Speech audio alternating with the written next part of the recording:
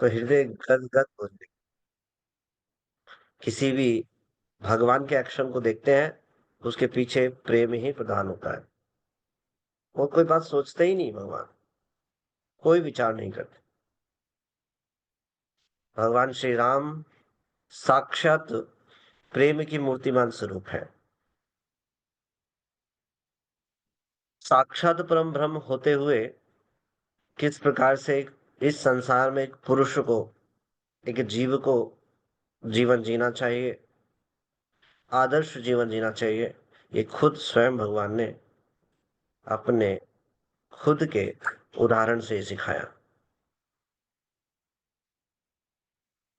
सबसे प्रधानता भगवान ने दी प्रेम को। हर एक रिश्ते में एक व्यक्ति, एक रिश्ते में एक पति भी होता है, पत्नी भी होती है, पुत्र भी होता है, पुत्री भी होती है, बहुत सारे अनेकों संबंध हैं। हर एक संबंध के साथ किस प्रकार से हमें आदान प्रदान करना चाहिए और हमारा क्या कर्तव्य है, संबंध को निभाना। हम दूसरों के ऊपर जिम्मेदारी लेकर डालते हैं कि उसकी जिम्मेदारी है, उसको ऐसा करना चाहिए था। लेकिन भगवान के आचरण से हम देखते हैं, भगवान स्वयं जिम्मेदारी लेते हैं। इस संबंध को मैं निभाऊंगा। क्या अद्भुत उदाहरण भगवान प्रस्तुत करते हैं। भगवान होते हुए भी, सबके स्वामी होते हुए भी, किस प्रकार से भगवान इस संसार के कष्टों को भी ग्रहण करते हैं। भगवान के लिए कोई कष्ट कष्ट नहीं है। वो प्रेम के साक्षात मूर्तिमान स्वरूप है। उनके लिए कोई दुख है ही नहीं। हम देखते हैं हर एक संबंध में, हर एक रिश्ते में उन्होंने कितना सेक्रीफाइस किया, कितने सेंसिटिव थे। हर एक छोटी छोटी बातों को का ध्यान रखना। तो भगवान जो है बहुत ही अद्भुत आचरण का प्रकट करते हैं, जीव की शिक्षा प्रदान करने के लिए, और उनको वापस भगवत धाम जाने का आमंत्रण भगवान देते हैं, ले जाने का अवसर प्रदान करते हैं। कृष्णा भूलिया जीव भोग वांछा करे, निकट स्थित माया झपटिया पड़े। निकट स्थित माया हर समय तैयार है झपटने के लिए। जस कृष्ण भक्त भी यदि माया की तरफ उन्मुख होकर टकटकी लगाए देखे तो झपट लिया जाएगा। इसलिए माया की तरफ नहीं जाना चाहिए, देखना नहीं चाहिए। तो जब इस संसार में भगवान ने रामायण हम देखते हैं, इतने सारे लीलाएं हैं भगवान की। मूल रूप से देखा जाए तो रामायण बहुत ही विस्तृत है।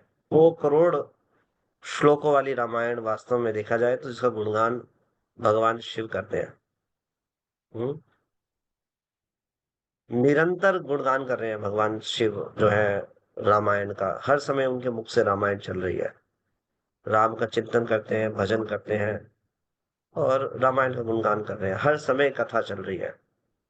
अनंत कोटि ब्रह्मांड है, उनमें हर समय भगवान का गुणगान चल रहा है। भगवान राम इस परात पर ब्रह्म, नारायण भी जिनको पूजते हैं। हम्म, देखिए एक बात को समझना चाहिए। नारायण, राम और विष्णु और कृष्ण, ये एक ही तत्व है, विष्णु तत्व। लेकिन रस की दृष्टि से एक से श्रेष्ठ दूसरा है। समझ रहे हैं आप? कोई भेद नहीं है। विष्णु, राम, कृष्ण, नारायण, ये कोई भेद नहीं है इनमें। ये एक ही पर्सनैलिटी है। रस की दृष्टि से एक से बढ़कर एक है। इस प्रकार से देखना चाहिए। नारायण से, विष्णु से श्रेष्ठ रस में आदान प्रदान करते हैं भगवान श्री राम, और सर्वश्रेष्ठ रस में आदान प्रदान करते हैं भगवान कृष्ण। ये तीनों एक ही पर्सनैलिटी है। तो जितने भी विष्णु मूर्ति है वो एक ही सेम पर्सनैलिटी है। तो नारायण भी, विष्णु भी भगवान राम से आकर्षित है, वो कृष्ण से आकर्षित है। तो राम कृष्ण की बात आती है तो बहुत ही अद्भुत चरित्र और प्रेम का आदान प्रदान हम देखते हैं। तो नारद जी जो वाल्मीकि रामायण है वो शुरू होती है कि नारद मुनि वाल्मीकि जी को संक्षेप में भगवान राम का चरित्र जो है वो सुनाते हैं। भगवान वाल्मीकि जी वाल्मीकि तपस्या और स्वाध्याय में विद्वानों के साथ लगे हुए थे। तो फिर बाद में वो नारद मुनि जी से प्रश्न पूछते हैं कि इस संसार में यदि कोई गुणवान व्यक्ति है, वीर्यवान जो सबसे शक्तिशाली हो, गुणवान हो, धर्मज्ञ हो और सभी पर उपकार करने वाला हो, सत्य वक्ता हो और दृढ़ प्रतिज्ञ हो, ऐसा व्यक्ति कौन है? बहुत सारे गुणों का वर्णन करते हैं। जो सदाचार से युक्त है, समस्त प्राणियों का हित साधक है, विद्वान है, सामर्थ्यशाली है और एकमात्र सबसे सुंदर पुरुष है, ऐसा व्यक्ति कौन है? तो ये जब सारे गुणों का समावेश एक जगह पे होता है, एक स्थान पे होता है, वो है भगवान। भगवान श्री रामचंद्र की जय। वो केवल भगवान ही हो सकते हैं। अन्य किसी व्यक्ति में एक विशेष गुण की प्रधानता हो सकती है, लेकिन वो भी पूर्ण रूप में नहीं हो सकती। लेकिन जब पूर्णतम की बात आती है तो ये भगवान के लिए ही सूचक होता है। क्यों? क्योंकि भगवान ही पूर्ण है। ओम पूर्णम मदा पूर्णमिदम पूर्णात् पूर्णमुदच्यते पूर्णस्य पूर्णम आदाय पूर्णम एव अवशिष्यते। भगवान पूर्ण थे, पूर्ण है और पूर्ण बने रहेंगे। तो भगवान जो राम है वो पूर्णतः मन पे अधिकार रखने वाले, क्रोध को जीतने वाले और सबसे कांतिमान और किसी की भी निंदा करने वाले पुरुष। किसी की भी निंदा नहीं करते वो। संग्राम में कुपित होकर के जिनसे देवता भी डरते हैं। तो ये जिज्ञासा करते हैं वाल्मीकि ऋषि कि ऐसे व्यक्ति हैं कौन? मैं उनके बारे में सुनना चाहता हूं। आप कृपया करके मुझे बताइए, इन तीनों लोगों में ऐसा व्यक्ति कौन है? तो ऐसा सुनते ही नारद मुनि मुस्कुराए। क्यों? ये सारे गुण किसमें है? भगवान राम का स्मरण हुआ और भगवान का नाम लेते ही मुस्कुराने लगे। देव भक्त की पहचान है, जब भगवान का विषय हो तो एकदम से चेहरे जो है प्रसन्नचित्त हो जाता है।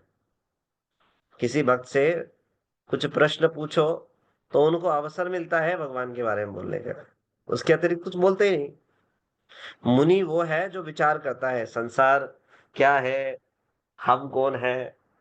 लेकिन महामुनि वो है जो केवल भगवान के बारे में चर्चा करता है। वो शुष्क तर्क विचार इन चीजों में नहीं लगता, वो केवल भगवान का गुणगान करता है। तो नारद मुनि कौन है? नारद, व्यास, जितने भी महाजन है महामुनि है।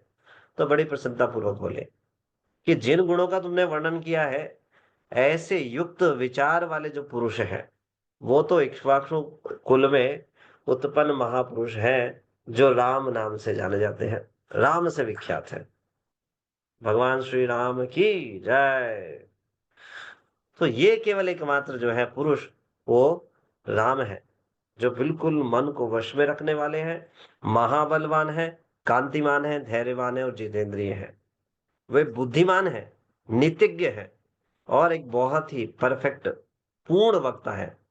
और कितने हैं? कैसे है? शत्रुहान, हाँ, संहारक है, शोभायमान है।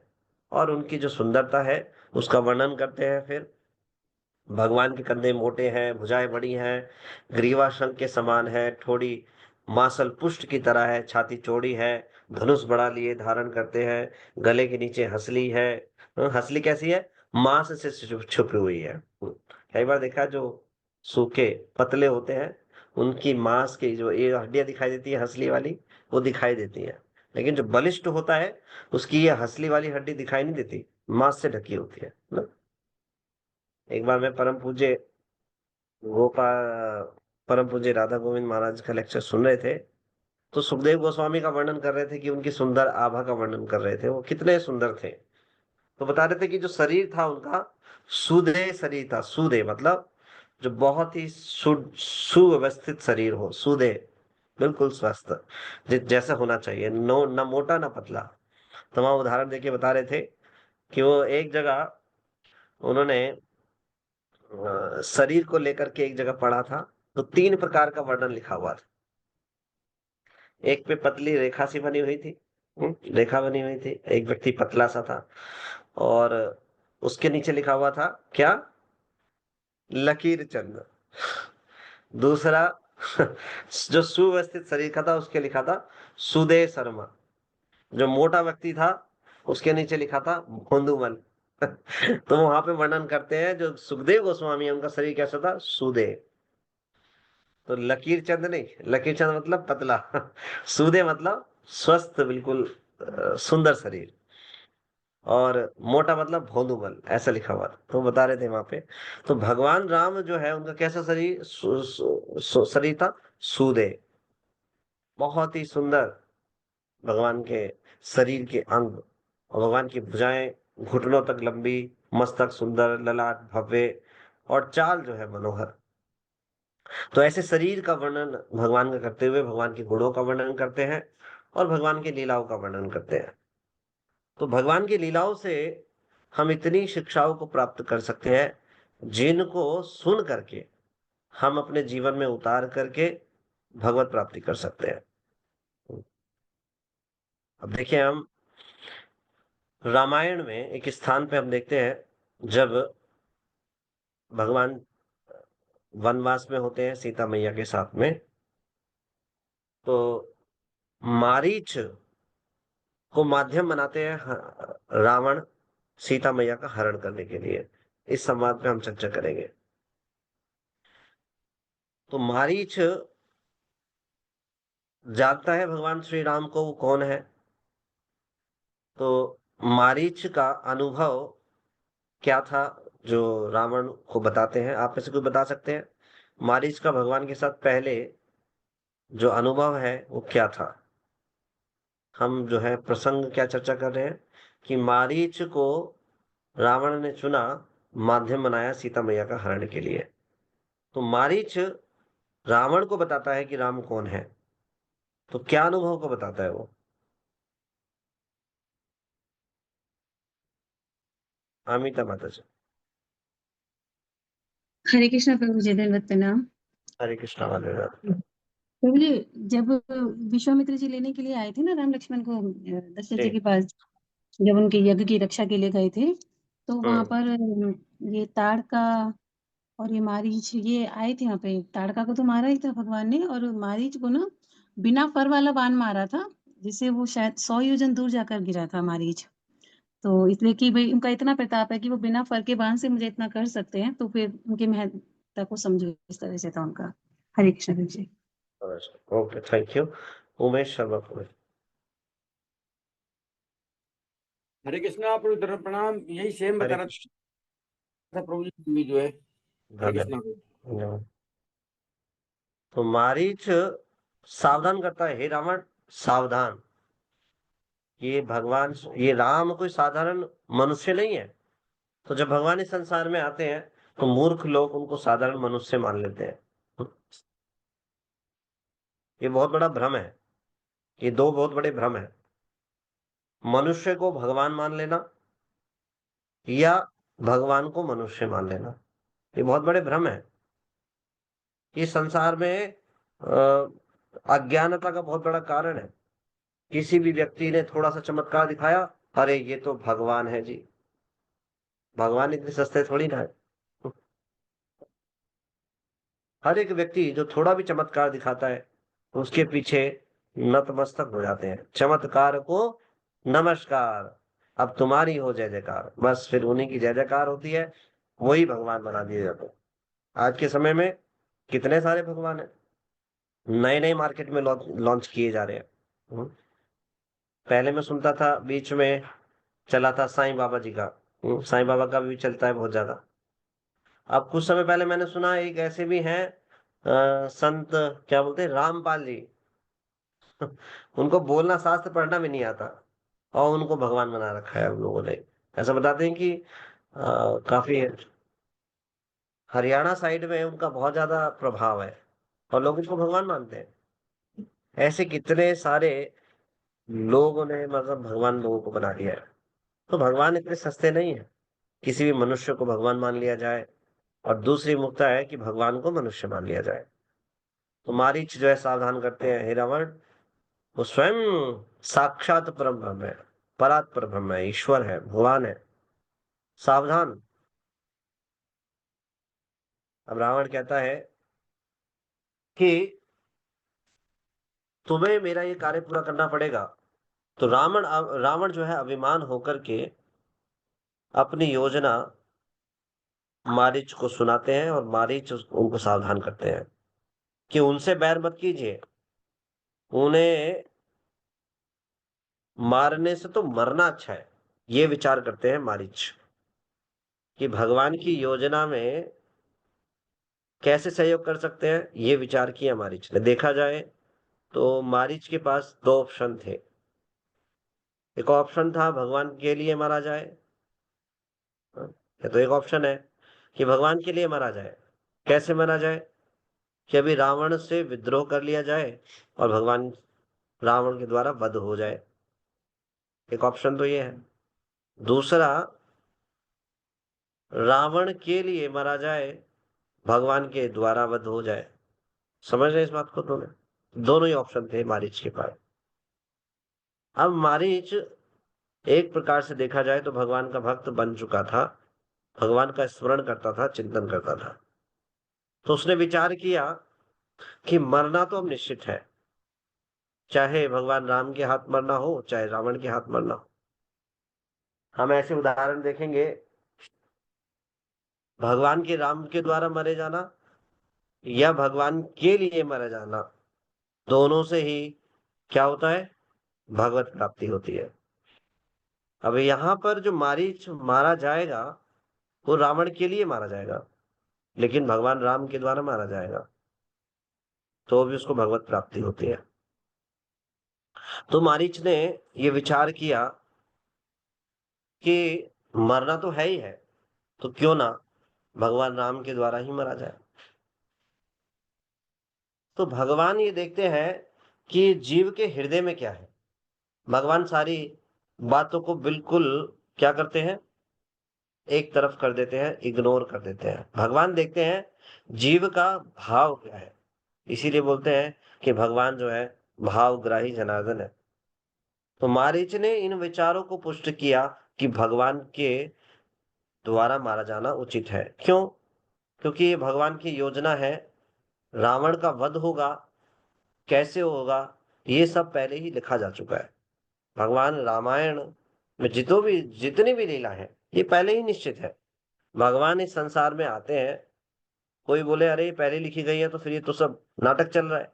हाँ, ये नाटक ही है। किस लिए? जीव को इस संसार से निकालने के लिए। इस संसार से जीव निकल जाए तो अनंत जन्म, जब तक ये ब्रह्मांड है, जब तक भगवान, जब तक ये क्रिएशन है, हो रही है, बार बार होती रहेगी, तब तक भगवान के राम का चरित्र का गुणगान किया जाएगा। इसको सुन करके जीवों को अवसर दिया जाता है सुनने का, इस भवसागर से पार तरने का, भगवान के गुणों के बारे में चिंतन करने का अवसर दिया जाता है, उसको गुणगान करने का अवसर दिया जाता है, जिससे जीव इस संसार से तर जाए। ये है भगवान के महान गुण, ये है भगवान के दिव्य गुण। तो भगवान देखते हैं भावों को। तो मारीच ने सोचा कि मरना तो है ही है, तो क्यों ना भगवान के द्वारा मरा जाए। तो ये विचार करके जो है ये निश्चय किया मारीच ने कि मैं रावण की सहायता करूंगा। तो हृदय में ये बात समझकर रावण के साथ चल दिया मारीच। लेकिन हृदय में भगवान के लिए अखंड प्रेम उसके हृदय में था, और ये विचार करते हुए, चिंतन करते हुए जा रहा है कि आज मैं अपने प्रिय श्री राम जी के दर्शन करूंगा। देखिए, इसीलिए बाहरी रूप से हम देखें तो हमें किसी भी बाहरी दशा को नहीं देखना चाहिए।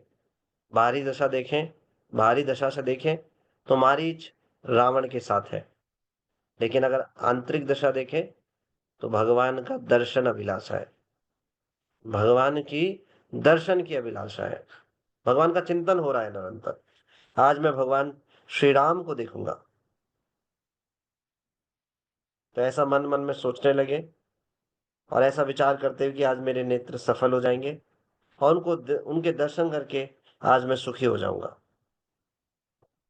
और मैं भगवान जानकी सहित छोटे भाई लक्ष्मण जी जो कृपा निधान है भगवान श्री राम के चरणों में अपने मन को लगाऊंगा, जिनकी कृपा से क्रोध छूट जाता है, इस संसार का बंधन छूट जाता है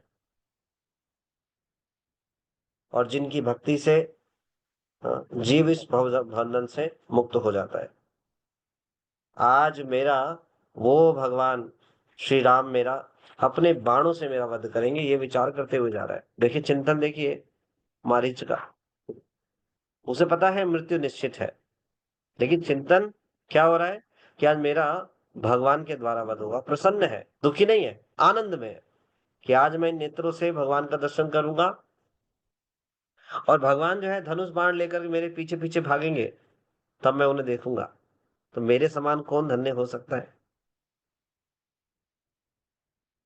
तो यहाँ पर इस बात को प्रेरित करने के लिए नहीं, यहाँ इस कथा को किया जा रहा है कि भगवान के विरुद्ध योजना में मारीच लगाए।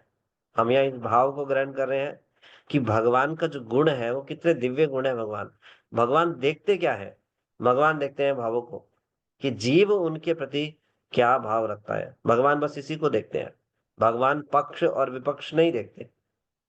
देखा जाए तो बाहरी रूप से मारीच भगवान के विपक्ष में है, सीता मैया का हरण करने में सहायता कर रहा है, लेकिन भगवान क्या देखते हैं, हम इस गुण को भगवान के देखने का प्रयास कर रहे हैं। तो जब हिरण बनकर पहुंचा वन में, तो सीता मैया की नजर जो है मृग पे पड़ी, मारीच पे पड़ी। तो सीता मैया ने रघुनाथ जी से ये विनती की कि ये जो मृग है ये मुझे ला दीजिए। अब ऐसा सुनकर भगवान श्री राम अपने कमर में फेंटा बांधकर धनुष लेकर के बाण चढ़ा करके लक्ष्मण जी को आदेश दे करके और वहां से चले जाते हैं उस मृग के पीछे, मारीच के पीछे। और ये आदेश देकर जाते हैं लक्ष्मण जी को कि यहाँ इस वन में बहुत से राक्षस रहते हैं, तो जानकी का ध्यान रखना और अपनी बुद्धि और विवेक के साथ सीता की रक्षा रक्षा करना। तो भगवान ने देखकर बोलकर भगवान मृग के पीछे, जो मारीच है उसके पीछे धनुष चढ़ाकर भागने लगे। अब जिनके विषय में नीति नीति कह करके वेद और शिव जी भी ध्यान नहीं कर पाते, उनको देख नहीं पाते, तो भगवान श्री राम जो है माया से बने हुए मृग के पीछे दौड़ रहे हैं। वो कभी निकट आता और कभी दूर भाग जाता, तो कभी जो है छुप जाता। इस प्रकार से लीला चल रही थी। तो बहुत देर तक छल होता रहा। फिर भगवान श्री राम ने निशाना साध कर कठोर बाण मारा और घोर शब्द करके पृथ्वी पर गिर पड़ा। तो यहाँ बहुत ही महत्वपूर्ण बात है। देखिए, जब मारीच को बाण लग गया, मृग को बाण लग गया, तो उस समय हुआ क्या। उस समय जैसे ही बाण लगा, मुख से तो उच्चारण क्या किया मारीच ने, लक्ष्मण जी का नाम लिया। किसका नाम लिया, सीता मैया का। क्षमा कीजिए, लक्ष्मण का नाम लिया। लक्ष्मण में का जब नाम लिया और आंतरिक रूप से क्या किया उन्होंने, प्राण त्यागते हुए भगवान श्री राम का स्मरण किया। तो क्या संभव है। दोनों ही दशा में देखें हम, बाहरी रूप से लक्ष्मण का उच्चारण क्यों किया, सीता मैया के हरण के उद्देश्य से रावण आया था। तो भगवान राम कहीं किसी कठिन परिस्थिति में है, इसीलिए लक्ष्मण नाम जो है उच्चारण किया, जिससे कि ये आवाज लक्ष्मण जी तक पहुंचे और वो व्याकुल होकर के भगवान राम की सहायता के लिए आए। और आंतरिक रूप से भगवान का स्मरण किया। अब देखिए, दोनों एक प्रकार से देखा जाए तो बाहरी रूप से तो कपटता है ना। सीता मैया का हरण कराने के लिए लक्ष्मण का उच्चारण करना, ये कपटता है। और अंदर से आंतरिक रूप से भगवान राम का स्मरण करना, ये दोनों ही अपोजिट बातें हैं। लेकिन भगवान ने क्या ग्रहण किया? भगवान ने ग्रहण किया, उसने हृदय से मेरा चिंतन किया, मेरा स्मरण किया। तो क्या गति दी भगवान ने? भगवान ने उसके हृदय में प्रेम को पहचान लिया। अब भगवान बाहरी चीज को नहीं देख रहे, भगवान क्या देख रहे हैं? प्रेम को देख रहे हैं। तो भगवान ने क्या दिया? अपना धाम प्रदान कर दिया। और उसी समय शरीर को, दिव्य शरीर को प्राप्त करके भगवान के धाम को गया मारीच। जन्म मृत्यु जरा व्याधि सब कट गया। देखिए, भगवान जो उनके प्रति विपक्ष योजना में भी हो तो भगवान उसको अपना धाम प्रदान कर देते हैं। यदि कोई भगवान के पक्ष में रह करके भगवान की सहायता करे, भगवान का चिंतन करे, ओहो अहो भाग्य, क्या गति होगी उनकी। क्यों नहीं उनको भगवान अपना प्रेम प्रदान करेंगे। ऐसे हैं दयालु ठाकुर, ऐसे हैं भगवान। कितना प्रेम करते हैं जीव से, कितना अवसर देते हैं जीव को इस संसार से तरने के लिए। ये अवसर नहीं है। भगवान बहाना नहीं ढूंढ रहे, बाहरी चीज को नहीं देख रहे भगवान, भगवान आंतरिक चीज को देख रहे हैं। तो ये बाहरी रूप से देखा जाए तो ये भी भगवान की सहायता ही कर रहे हैं, इस लीला में सहयोग करने के लिए उस किरदार को, उस रोल को निभाया उन्होंने। सीता मैया का हरण नहीं होता तो रावण का वध करने का अवसर कैसे प्रदान करता। तो ये भगवान ने शिक्षा देने के लिए, सिखाने के लिए, और इन लीलाओं को सुन करके सबको इस भव सागर से पार निकलने का अवसर प्रदान हो, ये सब भगवान ने जो है इन सब लीलाओं को संपन्न किया। तो ये देख करके कि मारीच को भगवान ने अपना धाम प्रदान कर दिया, सारे देवता आकर के वहां क्या करने लगे? कीर्तन करने लगे। जय राम जय राम जय जय राम, जय राम जय राम जय जय राम। सब आकर के भगवान राम का गुणगान करने लगे। जय हो जय हो, जय सीताराम, जय हनुमान।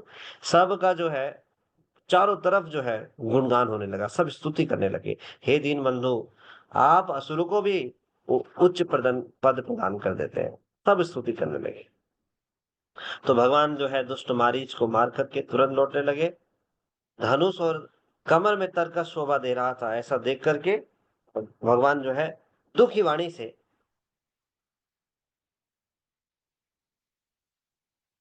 भगवान जो है लौटने लगे।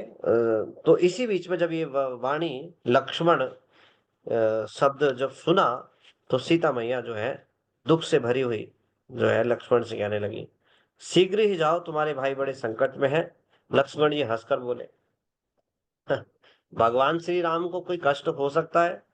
ये तो संभव नहीं है। जिनके भों के इशारों से सारी सृष्टि का प्रलय हो जाता है, भगवान राम कैसे संकट में पड़ सकते हैं?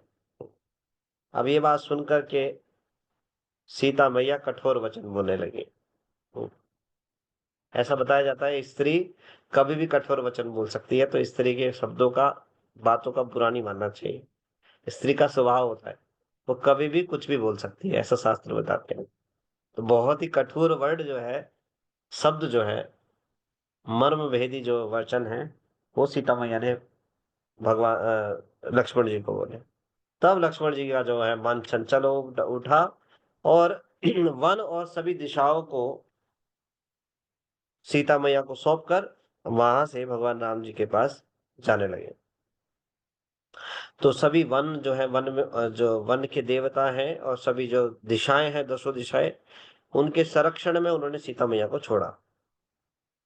अब इसी बीच में जब लक्ष्मण चले गए तो रावण जो है वहां पर यति वेश, सन्यासी वेश धारण करके आ गया, जो कि उसकी योजना थी। और इधर उधर ताकता हुआ, जिस प्रकार से भेड़िया चोरी का अवसर ढूंढता है, इस प्रकार से रावण सीता मैया का हरण करने के लिए ताकने लगे।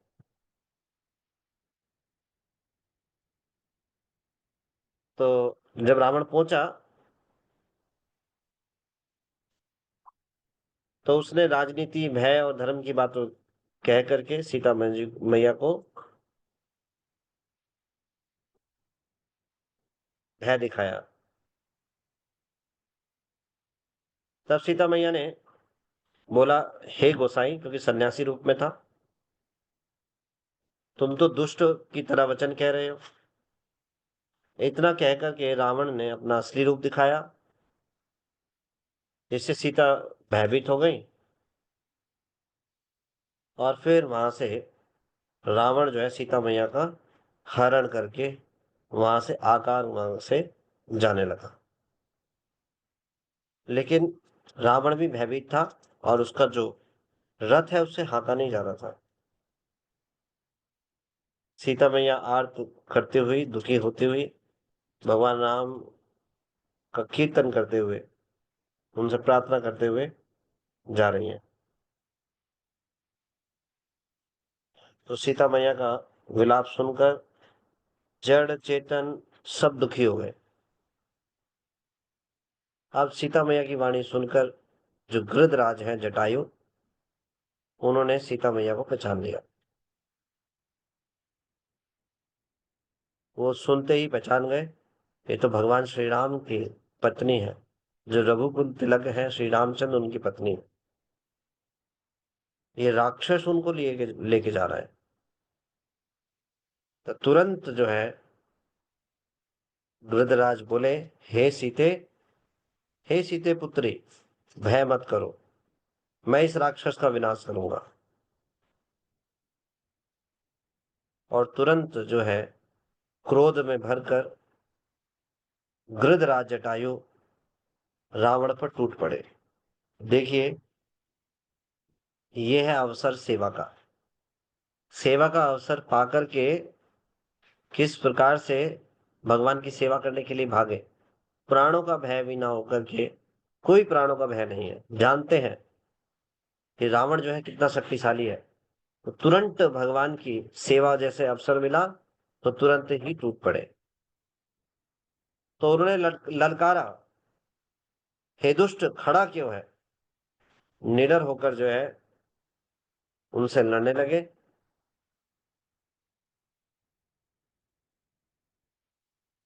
तो तुरंत जो है रावण ने देखा और उनको पहले तो दूर से लगा रावण को कि ये पक्षियों का स्वामी गरुण है। लेकिन बाद में उन्होंने पहचान लिया और बोले, समझ गए, ये तो बूढ़ा जटायु है। तो रावण बोलता है, आज तो ये मेरे हाथों द्वारा शरीर छोड़ेगा। ऐसा सुनकर के जो वेद है जटायु, बहुत ही वेग से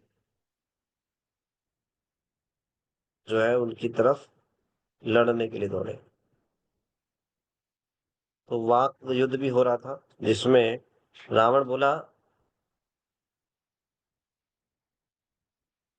कि अपने घर चला जा, नहीं तो तेरा सर्वनाश हो जाएगा। वहीं पर जटायु कहते हैं कि सीता मैया को छोड़कर कुशल पूर्वक अपने घर चला जा, नहीं तो भगवान राम जी की क्रोध रूपी अग्नि तेरा सारा वंश को क्या कर देगी, भस्म कर देगी। तो तुरंत जो है जटायु ने रावण के बालों को पकड़ के, बालों को पकड़कर रथ से नीचे उतार दिया और रावण पृथ्वी पर गिर पड़ा। फिर जटायु ने सीता मैया को एक स्थान पर बैठाया और चोंच से मार मारकर रावण के शरीर को विदीर्ण कर दिया। एक समय ऐसा आया कि रावण मूर्छित सही हो गया। तब खिसियाए हुए रावण ने क्रोधयुक्त होकर भयानक कटार निकाली और उससे जटायु के पंख काट डाले। अब भगवान राम की अद्भुत लीला का स्मरण करते हुए जटायु पृथ्वी पर गिर गए। सीता जी को फिर पृथ्वी पर रथ पे चढ़ाकर रावण बड़ी उतावली के साथ जो है आकाश मार्ग से जाने लगा और सीता मैया विलाप करते हुए जा रही थी। पर्वत पर बैठे हुए बंदरों को देखकर सीता मैया ने हरिनाम लेकर वस्त्र डाल दिया। इस प्रकार वह सीता जी को ले गया और उन्हें अशोक वन में ले जाकर रखा और वहां पर अनेक प्रकार से भय और प्रीति दिखाकर सीता मैया को प्रयास किया, लेकिन वो हार गया और अशोक वृक्ष के नीचे उन्होंने सीता मैया को बिठा दिया। अब जिस प्रकार कपट मृग के साथ भगवान राम जी दौड़ चले थे, उसी छवि को हृदय में रखकर हरिनाम का क्या करने लगी, जप करने लगी। भगवान राम मारीच के पीछे क्या धनुष पे प्रत्यंचा चढ़ा करके बाण लगाकर किसके पीछे भाग रहे हैं, मारीच के, मृग के पीछे। इस छवि को स्मरण करते हुए भगवान का चिंतन करने लगे। ये भी विचार करने लगे कि भगवान श्री राम ने मुझे लक्ष्मण जी के सुरक्षा में रखा था, फिर बाद में लक्ष्मण जी को भी उनकी आज्ञा का उल्लंघन करके जाना पड़ा। और जब भगवान वापिस आए तो उन्होंने देखा कि सीता मैया नहीं है, तो भगवान व्याकुल और दुखी हो गए। तो भगवान सीता मैया का चिंतन करने लगे और समस्त लता पताओं को से पूछने लगे, पशुओं से, पक्षियों से, सभी से पूछने लगे। तो भगवान जो है अत्यंत दुखी हुए। इस प्रकार से भगवान चिंतन कर रहे हैं जैसे कोई आसक्त पति हो अपनी पत्नी से। फिर जब भगवान ऐसे ढूंढते हुए जा रहे थे तो उन्होंने देखा जटायु को, कि उसी स्थिति में, जिसके पंख कटे हुए हैं, उसी स्थिति में भगवान के चरणों का स्मरण कर रहा है। तो गृध के बारे में देखेंगे हम, जटायु के बारे में। जब भगवान की सेवा का अवसर मिला तो उसका अपने शरीर से निरंतर भगवान की सेवा करने का प्रयास किया, और जब शरीर सेवा करने लायक नहीं है तो क्या किया, वहीं पर भगवान का निरंतर स्मरण किया, भगवान का चिंतन किया। भगवान जब पहुंचे तो भगवान ने अपने कर कमल से उनका स्पर्श किया और कर कमल का स्पर्श करते ही जटायु का सारा कष्ट दूर हो गया। तो जटायु कहने लगे, हे भव, जो जन्म मृत्यु का नाश करने वाले हैं, आप भय का नाश करने वाले हैं, भगवान श्री राम सुनिए। हे नाथ, रावण ने मेरी ये दशा की है, उसी दुष्ट ने सीता मैया का हरण कर लिया है। हे गोसाई, आप उन्हें दक्षिण दिशा, वो सीता मैया को दक्षिण दिशा की ओर लेकर गया है। जो सीता मैया अत्यंत विलाप कर रही थी, मैंने आपके दर्शनों के लिए ही अपने प्राण रोके हुए थे। हे कृपा निधान, अब मैं चलना चाहता हूं। तो अपने प्राणों को किस लिए रोका हुआ था, भगवत सेवा के लिए, भगवान को बताने के लिए कि सीता मैया कहाँ गई। प्राण छूट जाते पहले, लेकिन अपने प्राणों को रोक रखा था। अब देखिए, प्राणों को रोकने में कितना कष्ट हुआ होगा।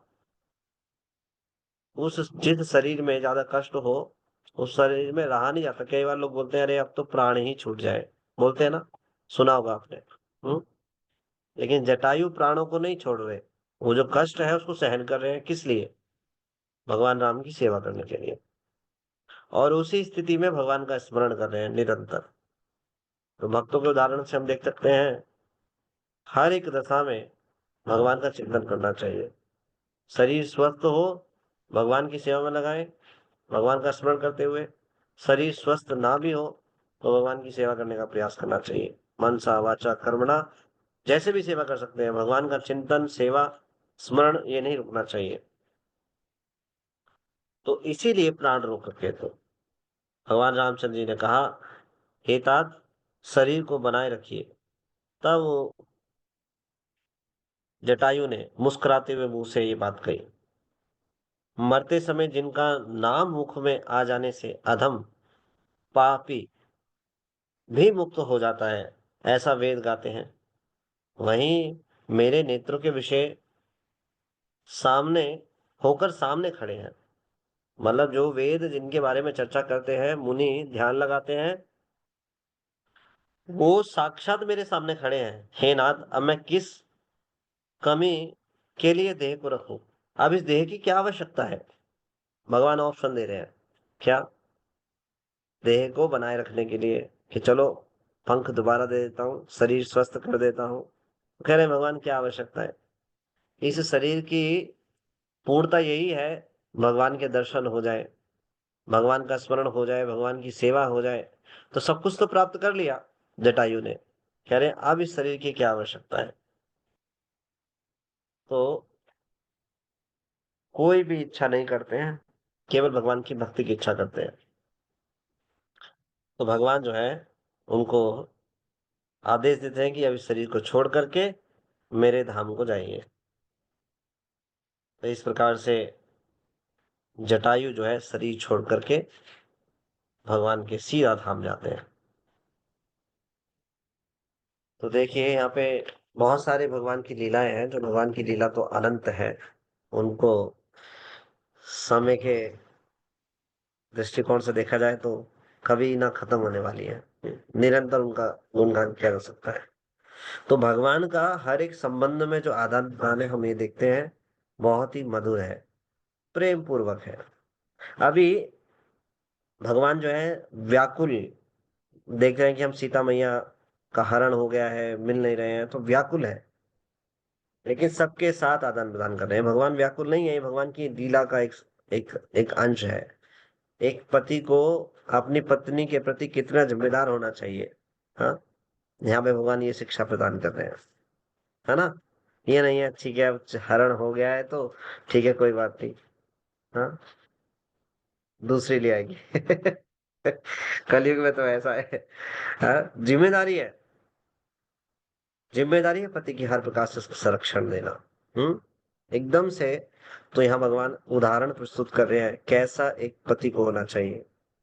साथ ही साथ सबके साथ भगवान का कितना मधुर संबंध है, जटायु के साथ कितना मधुर संबंध है।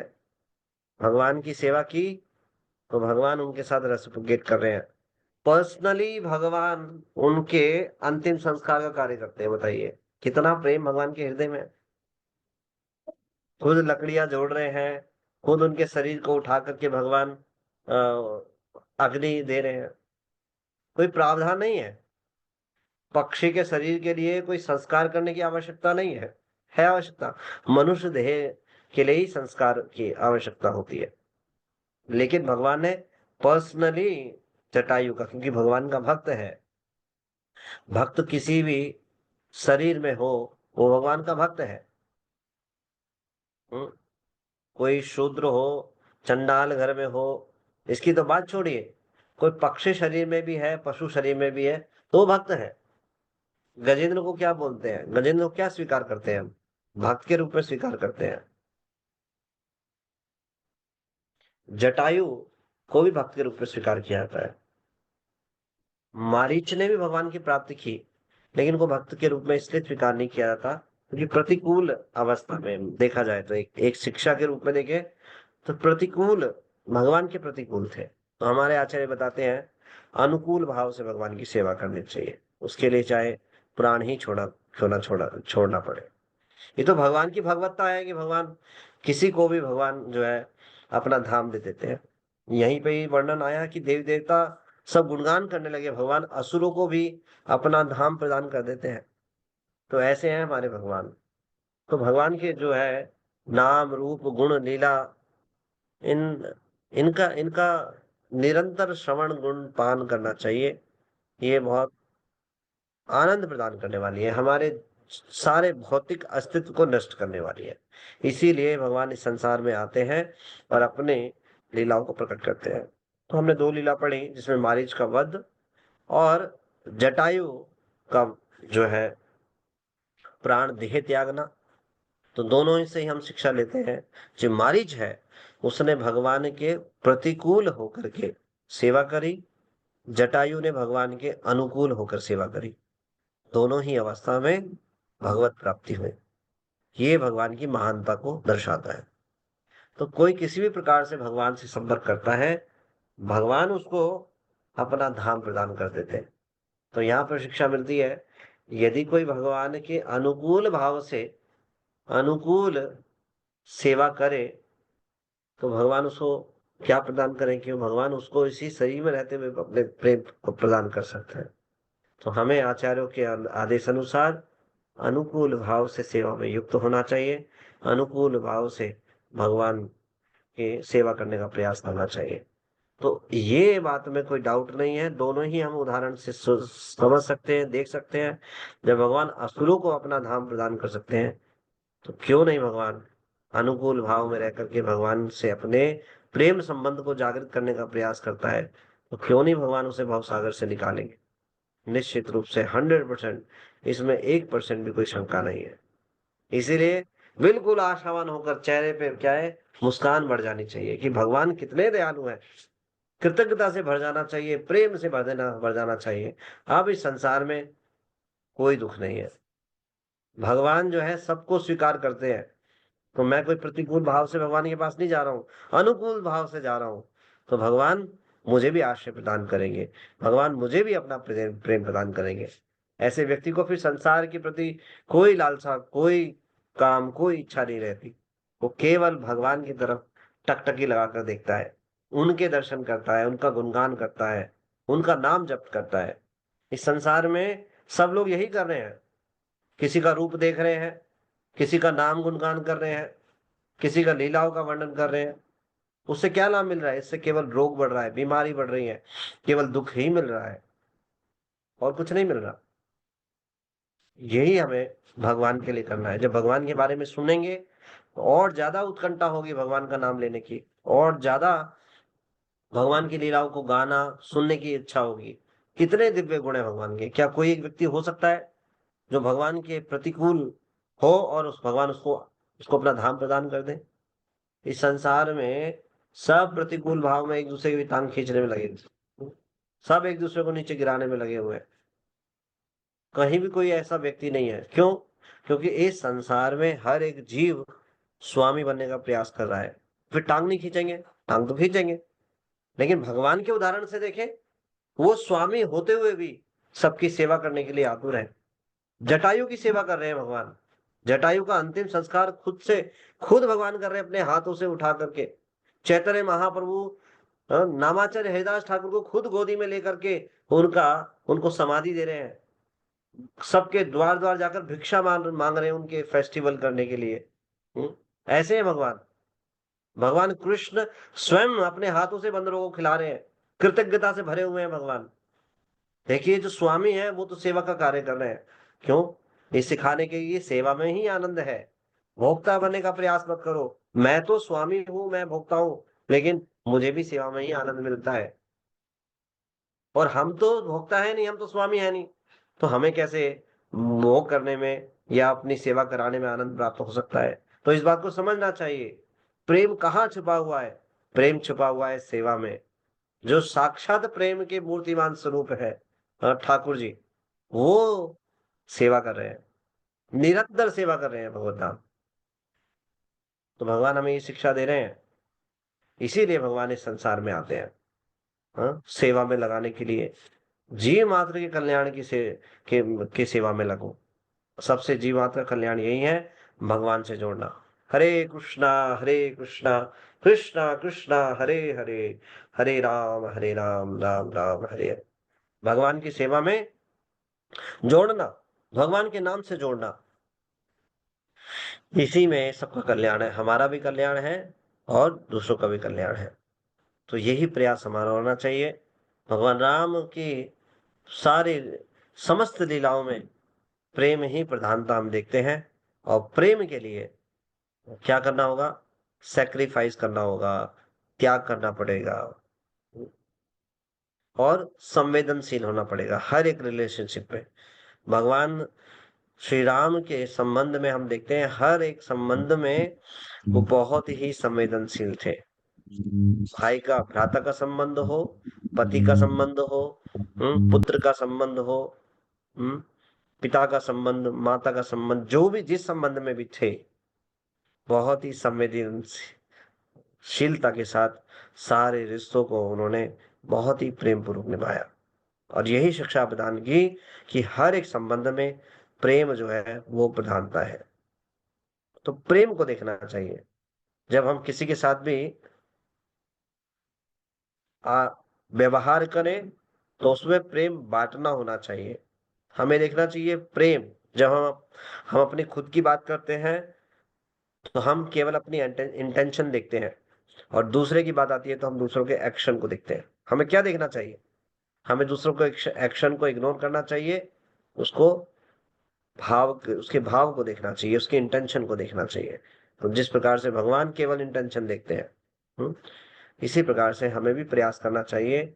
सब जीवात्मा सुख चाहते हैं तो इसका मतलब कृष्ण को चाहते हैं, बस इसी दृष्टिकोण से सबको भगवान के अंश के रूप में देखते हुए सहायता करनी चाहिए। हर संबंध में मधुरता लेके आनी चाहिए। जिस प्रकार से भगवान ने मधुरता भरी प्रेम दिया, इसी प्रकार से हमें भी इसको बांटने का चाहिए। अब हमारे पास तो ये प्रेम नहीं है, तो इसका प्रेम स्रोत तो स्वयं ठाकुर जी है, भगवान है, तो उनसे जुड़े रहना चाहिए। उनके नाम रूप गुण लीला और उनके जो भगवत जन है, शुद्ध भक्त है, उनसे जुड़े रहना चाहिए। तो ये प्रेम का निरंतर प्रवाह होगा और इसी प्रवाह को हम आगे बढ़ाते रहेंगे। यही हमें भगवान की लीलाओं से शिक्षा मिलती है। हमें इस प्रकार से भगवान का निरंतर गुणगान, नाम रूप लीला, हाँ, इसका निरंतर गुणगान करना चाहिए, इसका पान करना चाहिए और इसको बांटना चाहिए। जय राम जय राम जय जय राम, जय राम जय राम जय जय राम, जय राम जय श्याम जय जय राम, जय राम जय राम जय जय राम, जय राम जय राम जय जय राम, जय राम जय राम जय जय राम, सीताराम सीताराम सीताराम जय सीताराम, सीताराम सीताराम सीताराम भगत सीताराम, रघुकुलनंदन सीताराम, रघुकुलनंदन सीताराम, श्री राम जय राम जय जय राम, श्री राम जय राम जय जय राम, सीता जय राम जय राम, राम जय जय, पतित पावन धारा, पतित पावन धारा, पतित पावन धारा, पतित पावन धारा, श्री राम जय जय राम, श्री राम जय राम जय जय राम, श्री राम जय राम जय जय राम, श्री राम जय राम जय जय राम, सीताराम जय सीताराम, सीताराम जय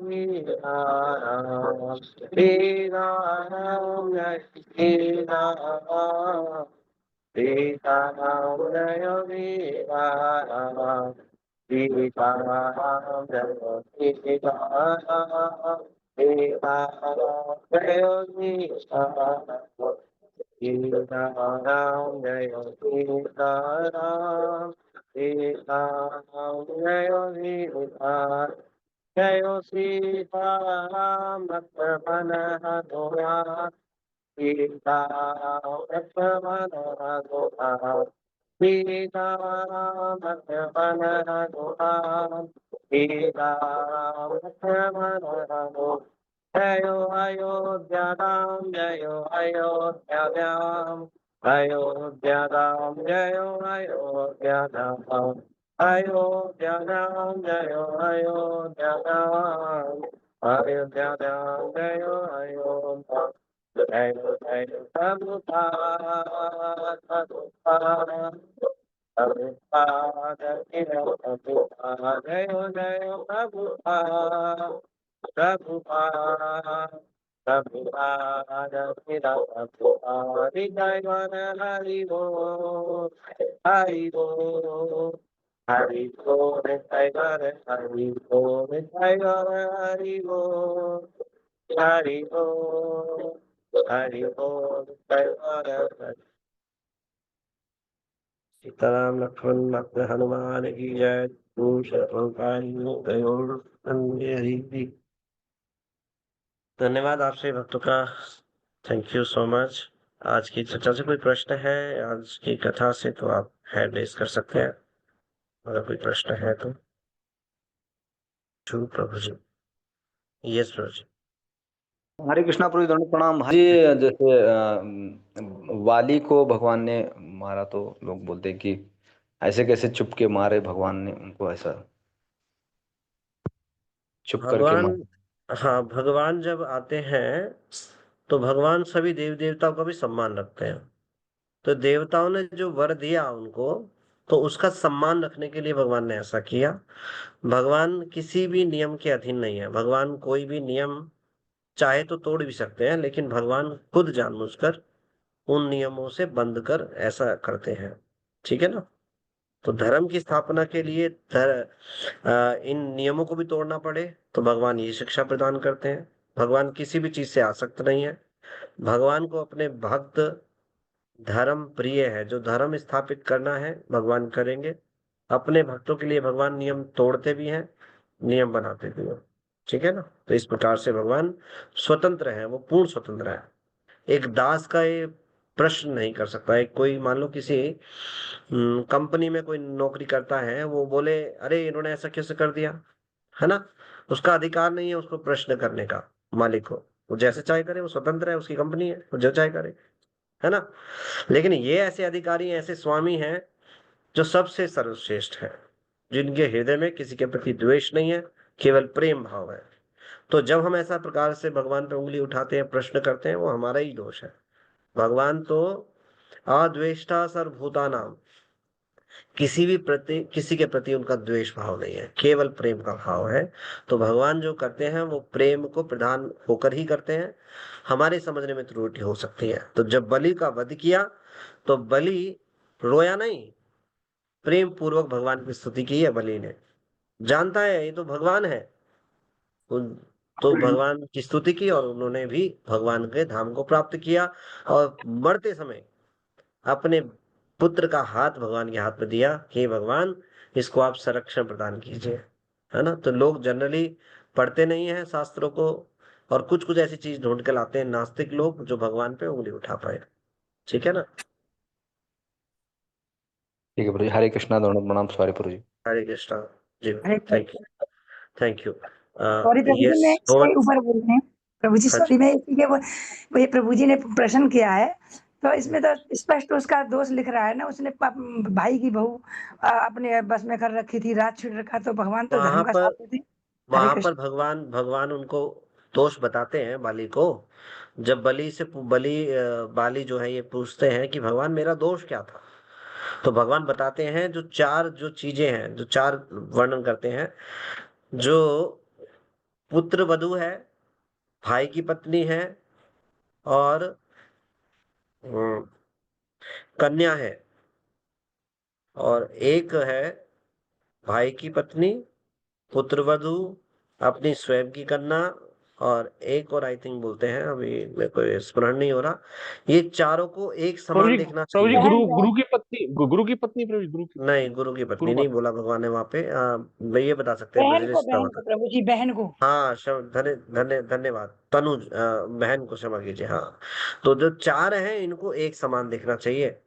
तुम्हारा दोष ये है कि तुमने उनकी पत्नी का, छोटे भाई की पत्नी का हरण किया, इसलिए भगवान ने वध किया। तो इसका बुरा नहीं माना बाली ने, स्वीकार किया और अपनी गलती को माना और भगवान की स्तुति की, तो सारे पाप से नष्ट हो गए, कोई दोष नहीं बचा फिर।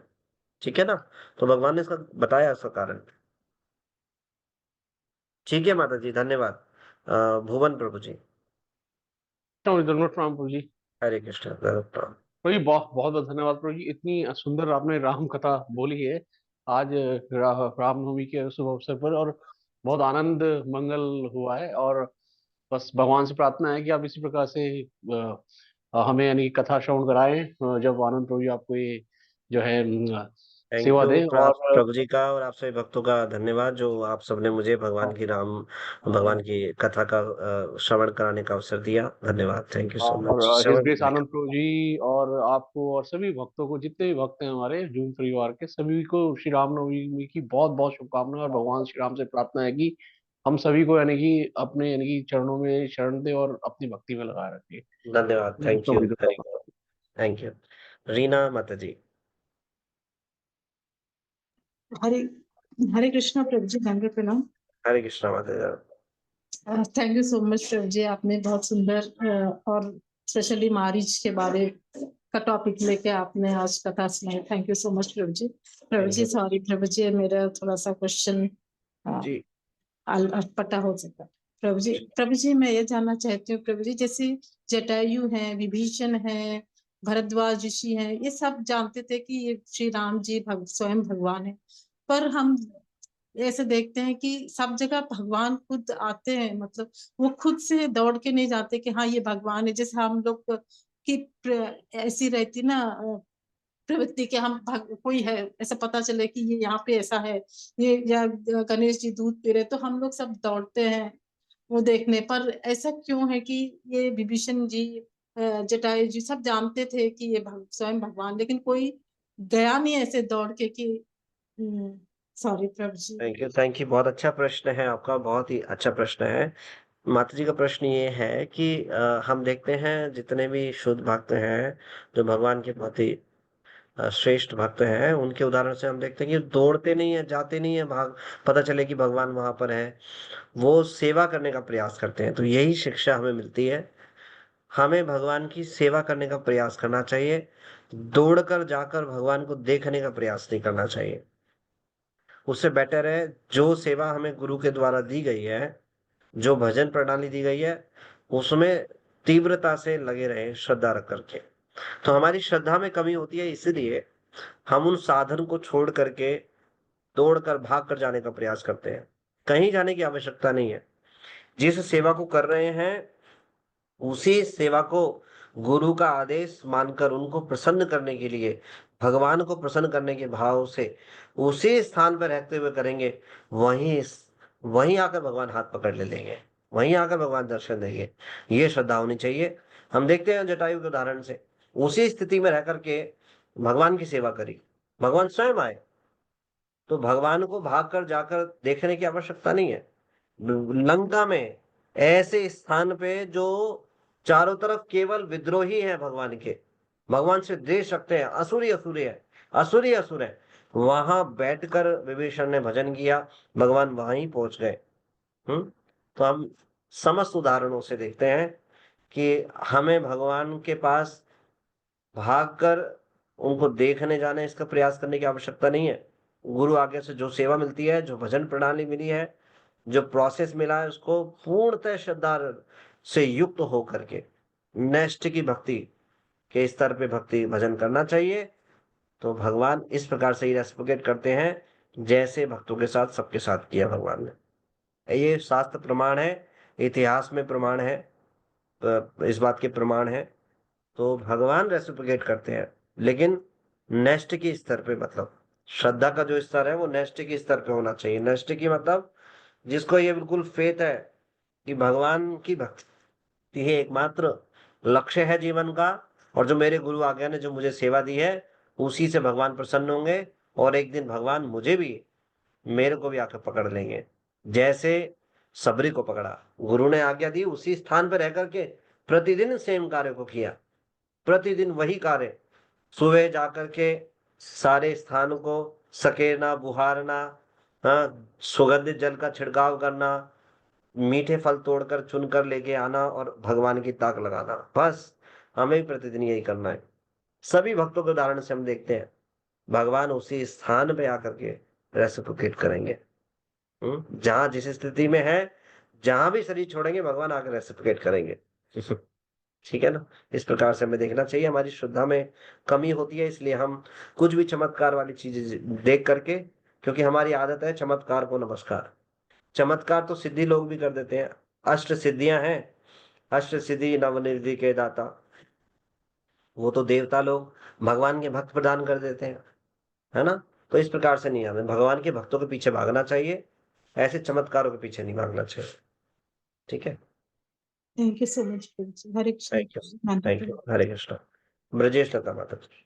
हरे कृष्णा प्रभु जी, धन्यवाद प्रभु प्रभु जी। जी। मतलब तुलसीदास की रामायण में भी तो लिखा है, जब धरती मतलब अकुला गई थी पापों से, तो वो देवता सारे इकट्ठे हुए, तो फिर ब्रह्मा जी ने कहा था, हर व्यापक सर्वत्र समाना, प्रेम से वो प्रकट भगवाना, क्षीर सागर में जाने की कोई जरूरत नहीं है, और हम यहीं पर हरि का गुणगान करेंगे तो परमात्मा यहीं आ जाएंगे। तो माता जी का जी जी, परमात्मा धन्यवाद। प्रेम, मतलब भगवान तो प्रेम को समझता है, जहाँ प्रेम से करते हैं वो वहीं प्रकट हो जाते हैं। सॉरी प्रभु यस, जी, मैंने धन्यवाद, थैंक यू। ठीक है, आप यहीं पे विराम देंगे। ऋषि सीताराम लक्ष्मण भक्त हनुमान की जय, जगत गुरु श्रील प्रभुपाद जी की जय, निताई गौर प्रेमानंदे, हरि हरि बोल।